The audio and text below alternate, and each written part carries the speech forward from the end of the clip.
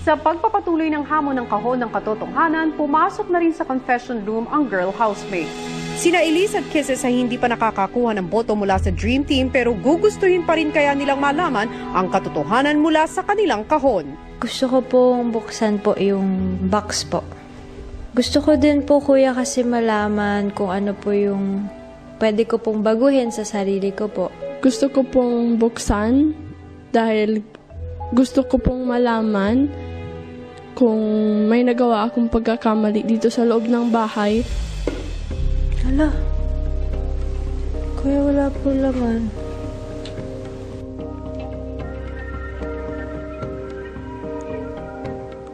Nagulat po ako, kuya. Hindi po pumasok sa isip ko na wala pong magboboto sa akin. Natutuwa po ako kasi kahit papano po pala okay po sa mga housemates na ipapakita ko pong ugali po, kuya. Nang makapagdesisyon na ang lahat ng housemates, isang mas matinding hamon ang ibinigay ni Kuya. Paulo, nakapag... Aba! Grabe ito ah.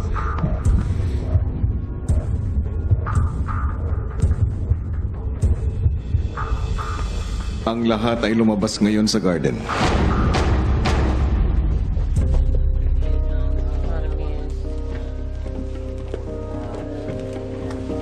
Dead roses. This is so bad. Dream Team, ngayong gabi ay magaganap ang inyong harapang nominasyon. Para sa harapang nominasyon, sasabihin ng bawat housemates ang kanilang boto sa pamamagitan ng pagbibigay ng isang itim na rosas para sa bibigyan nila ng 1 point at 2 rosas para sa 2 points. At 3 housemates na makakakuha ng pinakamaraming rosas ang magiging nominado sa linggong ito. Magsisimula sa inyo, Nico at McCoy.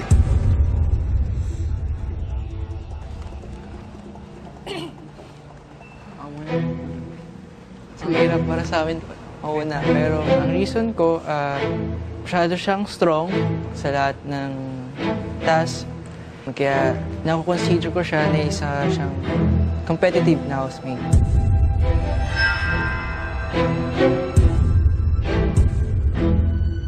Tanner. Thank you. Sorry bro. But it's a compliment.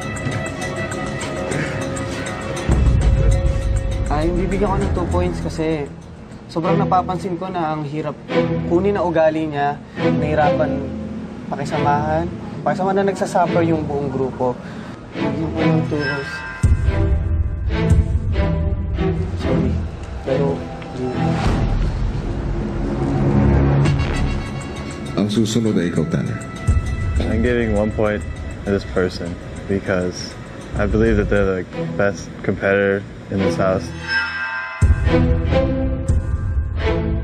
Edward, I love you. It's not coming to you. It's coming to you guys. But really, yeah. I'm giving 2 points to this person because this person makes it difficult for a lot of us to work as a group. And a lot of time they don't seem like they care about what's going on. I'm giving 2 points to this person. Jimmy.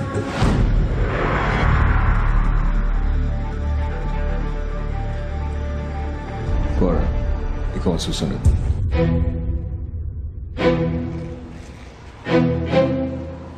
Itong point na to, nabigay ko sa tao na to kasi may narinig ako na sayang nawala yung price na yun, yung karne o yung isda. Dahil lang sa comment na yun, medyo naawa ako sa team na Ginong. Sana hindi nila maisip na nagsisisi kami.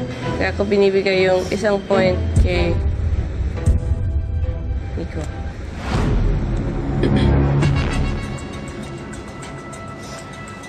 Binibigay ko yung 2 points sa tao na to kasi alam ko nang kaya ng tao na to paglaban ang challenge na ligtas mag-isa. May tiwala talaga ako sa tao nito at gusto ko makita. At yung tao na yun,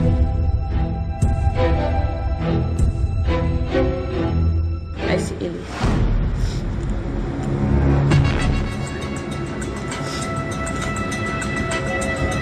susunod ay ikaw, Elise.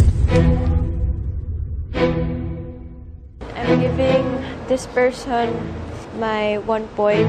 Maybe it's because we were raised from different environments. So maybe that's why sometimes I feel like you don't think of what the other housemates would feel if you do something as simple as sharing food. That's why I'm giving you my 1 point.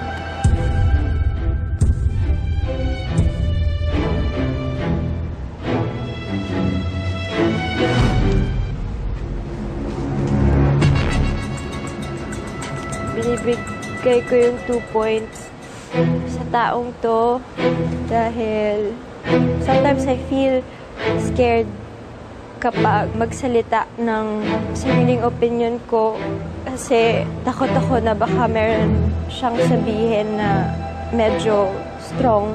Dahil doon, binibigyan ko ng 2 points.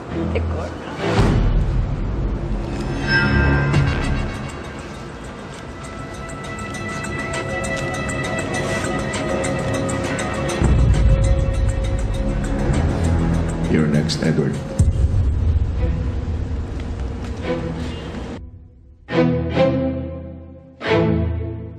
I give my 1 point to this person because I understand that the way this person feels comfortable is not always within the group, but sometimes it's difficult to work as a team with this person.